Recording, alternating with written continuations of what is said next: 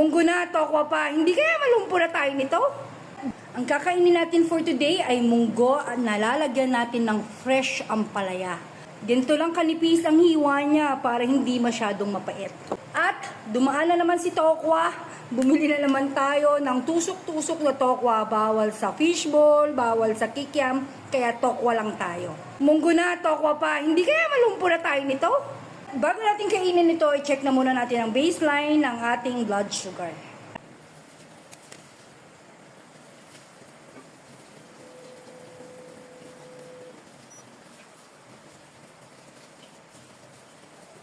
(153 as of 9:28 a.m.) Since nawala namang magiging spike sa ating blood sugar itong kakainin natin, after natin kumain ay iinom na tayo ng maintenance and babalik tayo after 2 hours para makita ang stability ng ating blood sugar.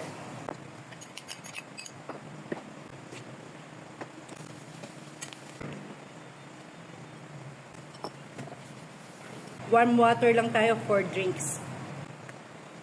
Mipas na ang 2 hours matapos natin kainin yung meal natin kanina. At the same time, uminom na rin tayo ng maintenance. So, i-check na natin ang stability ng ating blood sugar for today.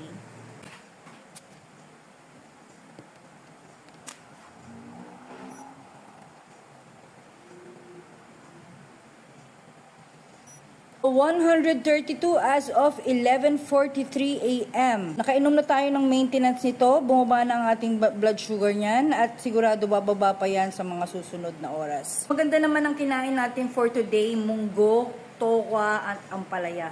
May munggo na, may tokwa pa. So abangan natin bukas kung makakalakad pa ba ako o hindi. Anyway, peace. Maganda naman ang meal natin kanina, munggo at ampalaya, but yung sugar natin medyo hindi maganda ang laro. Medyo mataas siya. So, sa mga susunod na araw, hindi muna tayo magiging pasaway para mag-level at para gumanda ang takbo ng ating blood sugar. That's all for my today's journey and see you all tomorrow for my tomorrow's journey. Bye!